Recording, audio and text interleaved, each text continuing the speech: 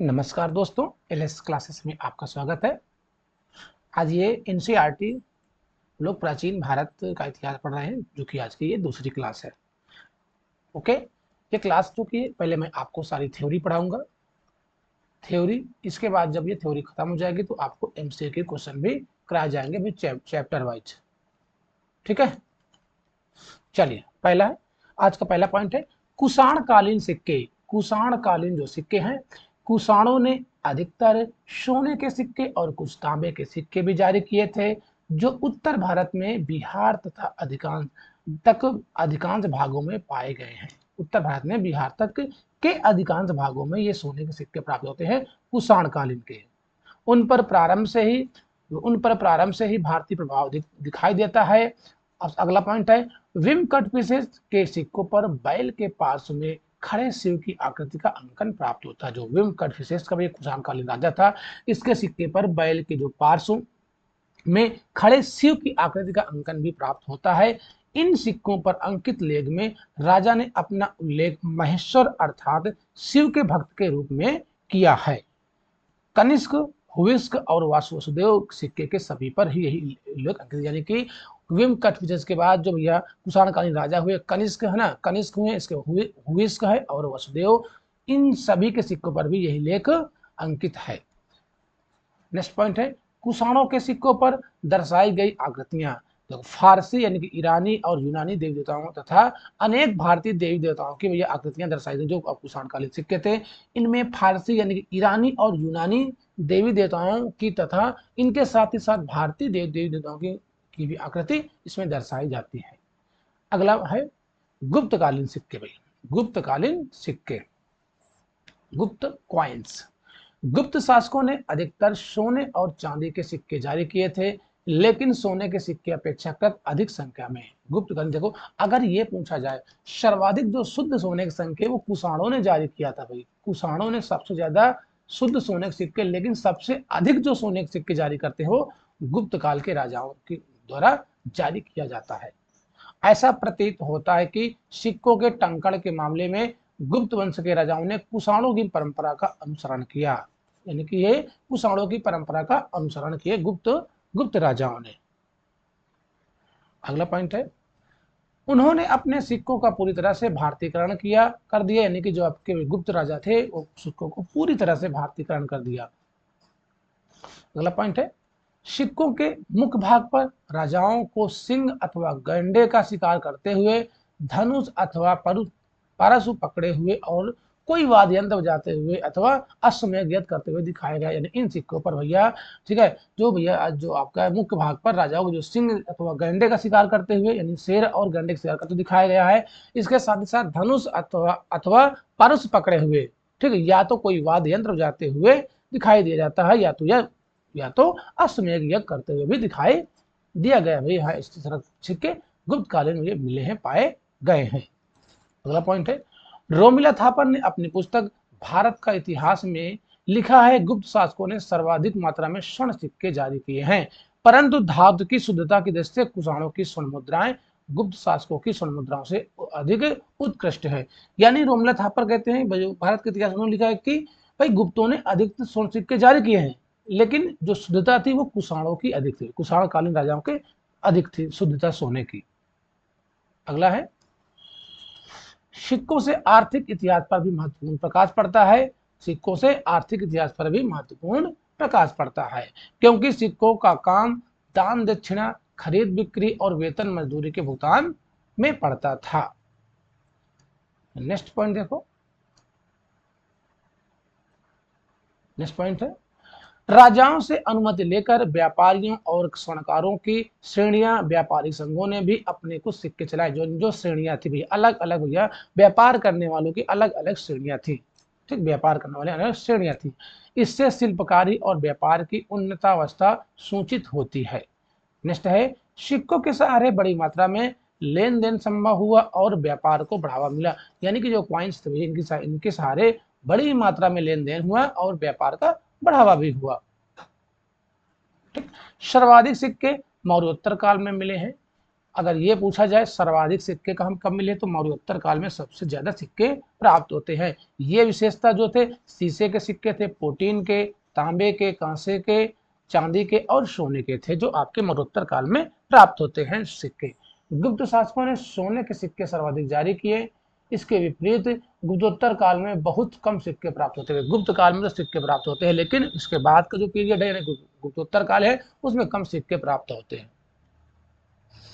इससे पता चलता है कि व्यापार और वाणिज्य मौर्योत्तर और गुप्त काल में खूब बढ़ा, तथा गुप्तोत्तर काल से प्राप्त कम सिक्के उन दिनों की व्यापार, वाणिज्य और शिथिलता को दर्शाते। यानी कि इसका मतलब जो गुप्तोत्तर काल में कम सिक्के प्राप्त हुए हैं, इसका मतलब क्या हुआ कि जो व्यापार था वो उन्नत नहीं था भाई। व्यापार और वाणिज्य जो उन्नत नहीं था, उसमें शिथिलता पाई गई।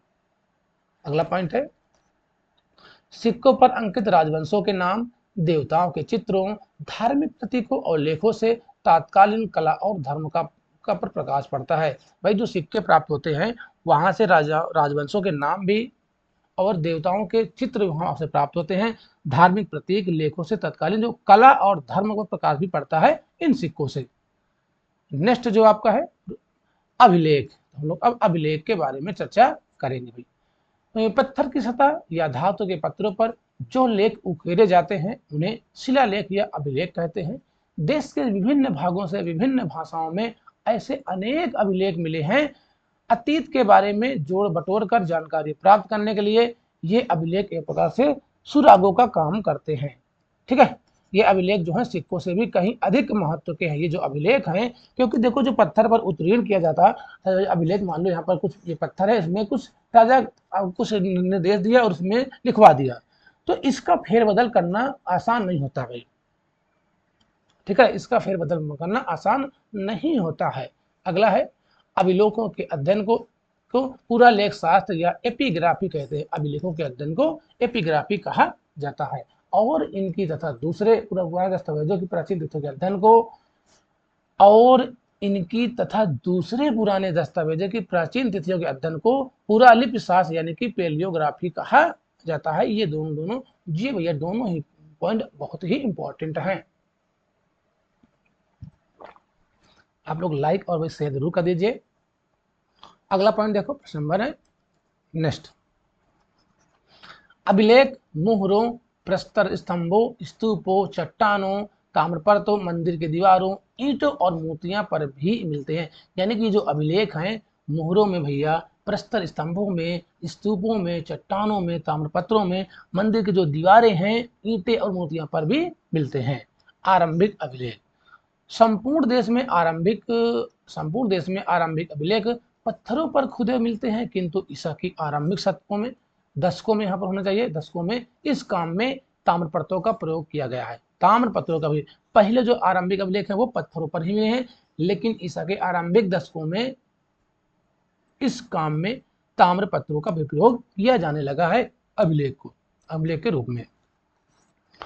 तथापि पत्थर पर अभिलेख खोदने की परिपाटी दक्षिण भारत में व्यापक स्तर पर जारी रही है।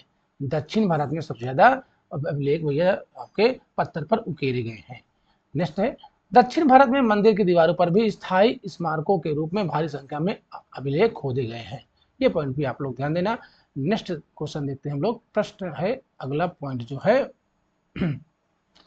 आप लोग लाइक और भाई शेयर कर दो। ये क्लास आपकी डेली में आपको दूंगा भाई। पहले हम लोग थ्योरी करेंगे, इसके बाद एमसीक्यू क्वेश्चन भी करवा दूंगा भाई। अभिलेखों की भाषा क्या थी? आखिर अभिलेखों की भाषा क्या थी? आरंभिक अभिलेख जो थे वो प्राकृत भाषा में हैं और ये ईसा पूर्व 3री सदी के हैं। जो आरंभिक अभिलेख है ये ईसा पूर्व 3री सदी के हैं, 3री BC के हैं, है ना। ये भाषा इनकी क्या थी? लैंग्वेज इनकी प्राकृतिक भाषा थी। अभिलेख में संस्कृत भाषा हो गई, ईसा की दूसरी सदी से मिलने लगती है।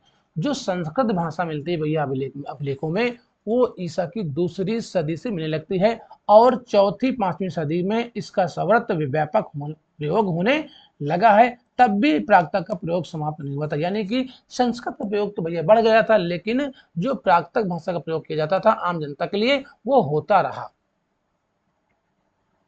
नेक्स्ट पॉइंट है, अभिलेखों में प्रादेशिक भाषाओं का प्रयोग 9वीं 10वीं सदी में से होने लगा। यानी कि जो 9वीं 10वीं सदी आते आते उनमें अभिलेखों में प्रादेशिक भाषा का प्रयोग किया जाने लगा, जिससे कि आम जनता को भी पढ़ने में कोई प्रॉब्लम ना हो और वो इनके राजाओं द्वारा दिया गया निर्देश को समझ सके।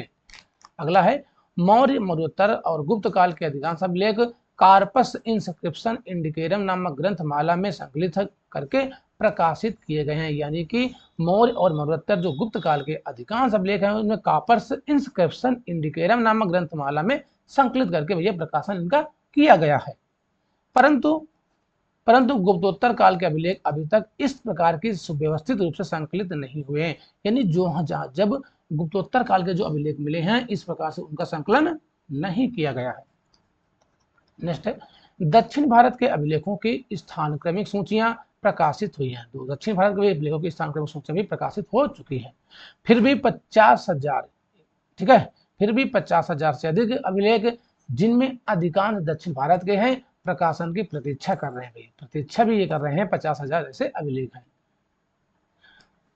उल्लेखनीय है कि लिखने की सबसे प्राचीन प्रणाली लगभग 2500 ईसा पूर्व हड़प्पा की मुद्राओं यानी कि सील में पाई जाती है, लेकिन उसे पढ़ने में अभी तक सफलता नहीं मिली है। भाई लिखने की जो सबसे प्राचीन प्रणाली है वो लगभग 2500 ईसा पूर्व में हड़प्पा की मुद्राओं में पाई जाती है, लेकिन अभी उनको हम पढ़ नहीं सके, कोई भी नहीं पढ़ सका, क्योंकि जो भैया उसमें लिपि थी वो भाव चित्रात्मक की क्या है, भाव चित्रात्मक लिपि है। अब भैया वो चित्र टाइप बने, मान लो ऐसे ऐसे कोई चित्र बने हैं, अब वो क्या भाव प्रकट कर रहा है इसको आज तक पढ़ा नहीं जा सका।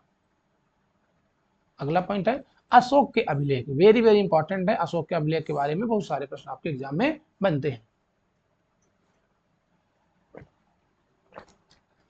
ओके, चलिए हम उसे देखते हैं।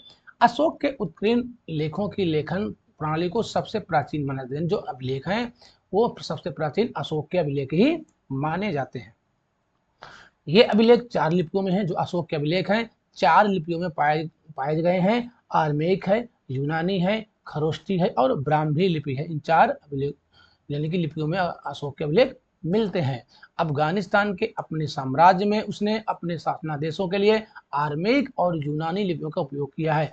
यानी जो अफगानिस्तान से अभी अशोक के अभिलेख मिले हैं उनमें आर्माइक और यूनानी लिपियों का प्रयोग किया गया है। ये प्राप्त होते हैं वहां से, अफगानिस्तान से। पाकिस्तान के क्षेत्र में खरोष्टी लिपि का प्रयोग हुआ है। तो पाकिस्तान में अभिलेख मिले हैं वहां पर खरोष्टी लिपि का प्रयोग हुआ है, जो भारतीय भाषाओं के वर्णमाला पद्धति के आधार पर विकसित हुई थी। जो खरोष्टी लिपि है वो भारतीय भाषाओं की वर्णमाला पद्धति के आधार पर ही विकसित हुई थी तथा दाईं ओर से बाईं ओर लिखी जाती थी। खरोष्टी लिपि दाईं ओर से बेटा बाईं ओर से ये दाईं ओर से बाईं ओर के लिए लिखी जाती है खरोष्टी लिपि। अगला है उत्तर में उत्तरांचल में उत्तरांचल यानी कि उत्तराखंड की बात हो रही है, कालसी से मैसूर तक फैले, यानी कि कालसी से लेकर मैसूर तक दक्षिण तक फैले अशोक के शेष साम्राज्य में ब्राह्मी लिपि का प्रयोग किया है। ठीक है, यानी आपको अफगानिस्तान में जो है वो आर्मेयिक लिपि मिलती है और वहां पर आपको यूनानी लिपि मिलती है। पाकिस्तान में बेटा खरोष्टी लिपि प्रयोग हुआ है। इसके बाद उत्तर से लेकर उत्तरांचल से लेकर भैया यानी कि उत्तराखंड से लेकर मैसूर तक जो भी अशोक के अभिलेख मिले हैं वहां पर ब्राह्मी लिपि का प्रयोग किया गया है। नेक्स्ट पॉइंट देखो, अशोक के अभिलेख की लिपि थी। अशोक के अभिलेख की लिपि के बारे में आपको डिटेल दर्शाया गया है कि अफगानिस्तान में आर्मेयिक लिपि और यूनानी लिपि का प्रयोग हुआ है। पाकिस्तान में खरोष्टी है। अब देखो इसका क्या है, जो खरोष्टी लिपि का है भारतीय भाषा की वर्णमाला पर आधारित थी खरोष्टी लिपि। ये point very very important point है, इंपॉर्टेंट वही पॉइंट है। ब्राह्मण शेष साम्राज्य में इनको छोड़कर शेष साम्राज्य में अशोक के ब्राह्मणी लिपि का प्रयोग किया गया है अभिलेखों में। अगला पॉइंट है, बाकी जो और आपको डिटेल से पढ़ा जाएगा। आप देखो यहाँ पर मैं चर्चा नहीं कर रहा हूँ कौन से अभिलेख कहाँ पाए गए हैं। जब हम लोग अशोक के बारे में आगे चैप्टर में पढ़ेंगे तो इसके बारे में आपको डिटेल से पढ़ाया जाएगा। अशोक के बाद उत्तरवर्ती शताब्दियों के राजाओं द्वारा इस लिपि को अपनाया गया है। यानी कि अशोक के बाद भी इन लिपियों का प्रयोग जारी रहा। गुप्त काल के अंत तक देश की प्रमुख लिपि ब्राह्मणी हो रही थी। गुप्त काल के अंत तक जो प्रमुख लिपि वो ब्राह्मणी हो गई थी। नेक्स्ट है, ब्राह्मणी लिपि के बारे में अधिक दिलचस्प बात यह है कि इसके अलग अलग अक्षरों को प्रत्येक शताब्दी में संशोधित किया जाता रहा। वेरी वेरी इंपॉर्टेंट पॉइंट भाई इसमें क्या दिया गया है, देखो मैं फिर से पढ़ देता हूँ कि ब्राह्मणी लिपि के बारे में अधिक दिलचस्प बात यह है कि इसके अलग अलग अक्षरों को प्रत्येक शताब्दी में संशोधित किया जाता रहा है। इस प्रक्रिया में भारत की सभी लिपियां, दक्षिण की तमिल, तेलुगु, कन्नड़ और मलयालम तथा उत्तर की नागरी, गुजराती और बंगला आदि लिपियां शामिल हैं। नेक्स्ट पॉइंट देखो, अलग अलग अक्षरों के रूप में संशोधन करने से एक और लाभ भी हुआ है। क्या लाभ हुआ है? इससे मोटे तौर पर यह पता लगाना संभव हो गया है कि उत्कीर्ण लेख किस काल अथवा किस शताब्दी में अंकित किए गए हैं। यानी लाभ यह हुआ है कि इससे प्राप्त हुआ कि भैया वो किस काल में या किस शताब्दी में अंकित किए गए थे भाई, जो आपके अभिलेख हैं, अभिलेखों में जो कुछ लिखा गया था। लिपियों के विकास के अध्ययन को पूरा लिपि विधि विद्या कहा जाता है भाई, लिपियों के विकास के अध्ययन को पूरा लिपि विद्या कहा जाता है। ये भी पॉइंट भी इंपॉर्टेंट है एग्जाम के लिए। किंतु समय बीतने के साथ साथ अपनी प्राचीन लिपियों में भारतीयों की रुचि समाप्त हो गई, इसलिए वे अपने लिखित इतिहास के अधिकांश भाग को भूल गए भाई। समय के साथ साथ, ठीक है, अपनी प्राचीन लिपियों में भारतीयों की रुचि क्या हो गई? समाप्त हो गई, इसलिए वे अपने लिखित इतिहास के अधिकांश भाग को भूल गए हैं। जब 18वीं शताब्दी के अंतिम भाग में, जब 18वीं शताब्दी के अंतिम भाग में काहे भग रहा भाई, अंतिम भाग में पूरा लेख ही अध्ययन शुरू होता है, तो केवल 10वीं शताब्दी तक उत्कीर्ण लेखों को ही कुछ कठिनाई के साथ पढ़ा जा सका, लेकिन इससे पहले के पूरे लेखों का अर्थ लगाना आसान नहीं था, ये कठिनाइयां गई।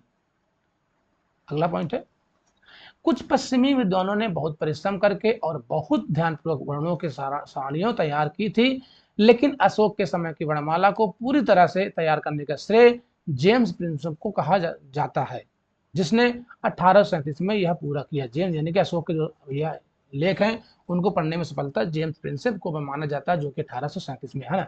खोज किसने किया था? टी पैंथेलर ने खोज किया था भाई 1750 में, लेकिन इसको पढ़ने में सफलता जेम्स प्रिंसेप को आगे चलकर 1837 में प्राप्त होती है।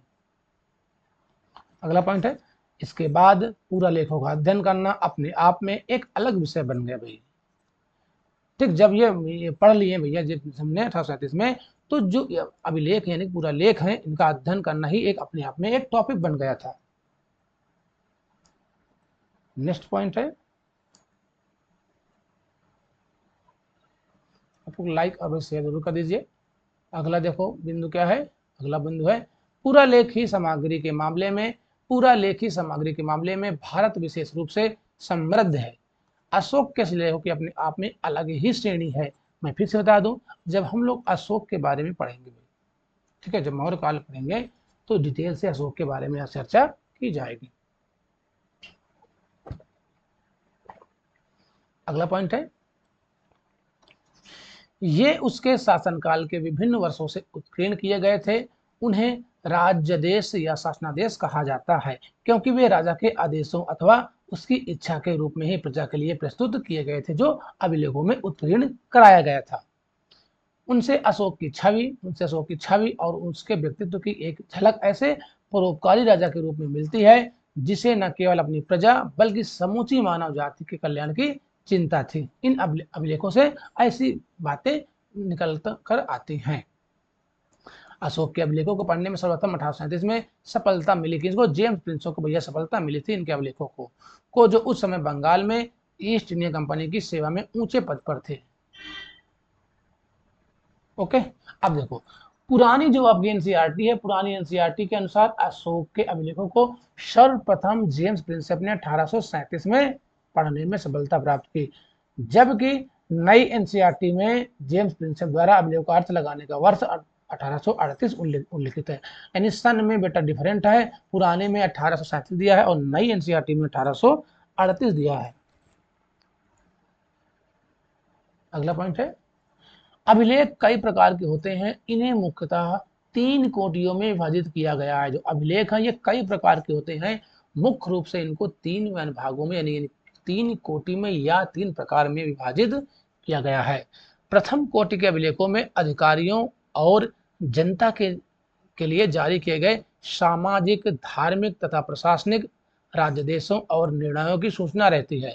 अशोक के शिलालेख इसी कोट के भाई, अशोक के शिलालेख इसी कोट के हैं भाई, तो प्रथम कोटि के हैं, इस प्रकार के हैं। अगर हम यहीं पर दूसरी कोट के शिलालेख की बात करें तो दूसरी कोटि में अनुष्ठानिक अभिलेख आते हैं, जिन्हें बौद्ध, जैन, वैष्णव, शैव आदि संप्रदायों के अनुयायियों ने भक्ति भाव से स्थापित स्तंभों, प्रस्तर, फलकों, मंदिरों और प्रतिमाओं में पर उत्कीर्ण कराया है। देखो जो अशोक के अभिलेख है वो प्रथम कोटि की तरह है, ये बात ध्यान देना।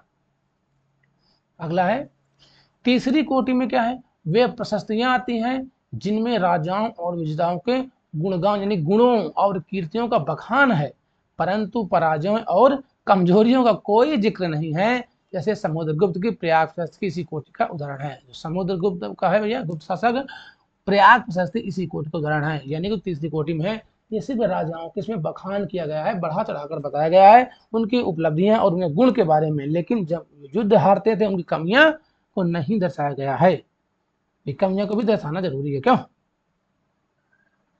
अगला है, अगला पॉइंट देखो,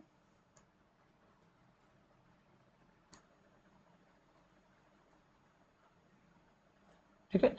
14वीं सदी में फिरोज शाह तुगलक को अशोक के दो शिलालेख मिले हैं, वेरी वेरी इंपॉर्टेंट है। जो फिरोज शाह तुगलक, मेरठ और टोपरा, मेरठ और टोपरा, टोपरा हरियाणा में पड़ता है, मेरठ है उत्तर प्रदेश में। तो उसने इन शिलालेखों को दिल्ली मंगवाया और अपने राज्य के पंडितों से पढ़वाने का प्रयास किया, लेकिन कोई पंडित इसे पढ़ ना पाया भाई, कोई पंडित पढ़ नहीं पाया था, ठीक है। मेरठ और टोपरा से फिरोज तुगलक ने कहाँ मंगवाया था, दिल्ली मंगवाया था। वेरी वेरी इंपॉर्टेंट पॉइंट है। 18वीं सदी के अंतिम चरण में अंग्रेजों ने पढ़ने की कोशिश की तो उन्हें किसी कठिनाई का सामना करना पड़ा। नेक्स्ट है, शिलालेखों में संस्कृत का भी प्रयोग किया जाने लगा था।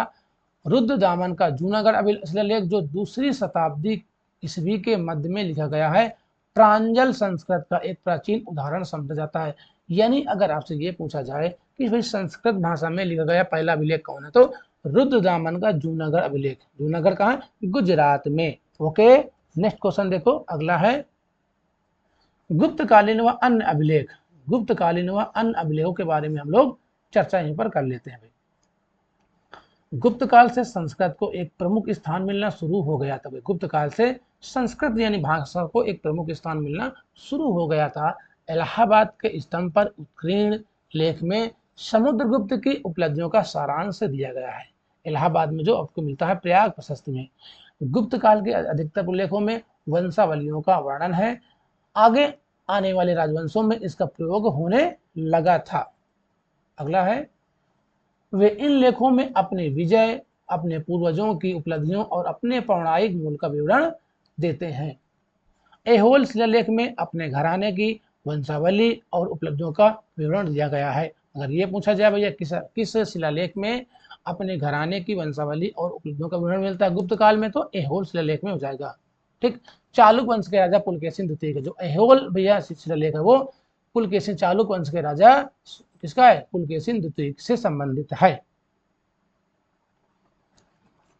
नेक्स्ट है, ईसा की पहली सदी में कलिंग के राजा खारवेल ने हाथी गुफा अभिलेख में अपने जीवन की बहुत सी घटनाओं का वर्षवार विवरण दिया है। यानी जो ये कलिंग के राजा राजा खारवेल था, ये जैन मत यानी कि जैन धर्म से संबंधित था, ठीक है, जैन धर्म को मानता था खारवेल।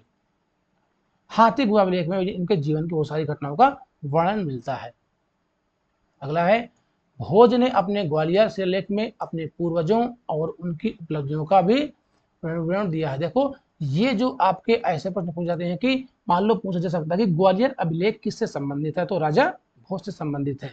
शिलालेखों से हमें विद्वान ब्राह्मणों को दान में दी गई भूमि जो सभी करों से मुक्त होती थी, इसके बारे में भी पता चलता है। इन्हें अग्रहार कहा जाता है। क्या कहा जाता है, इन्हें अग्रहार कहा जाता था। यानी कि जिन ब्राह्मणों को भैया दान में भूमि दी जाती थी जो कि सभी करों से मुक्त था, कोई इसमें टैक्स नहीं देना पड़ता था उनको अग्रहार के नाम से जाना जाता था। अगला पॉइंट देखो,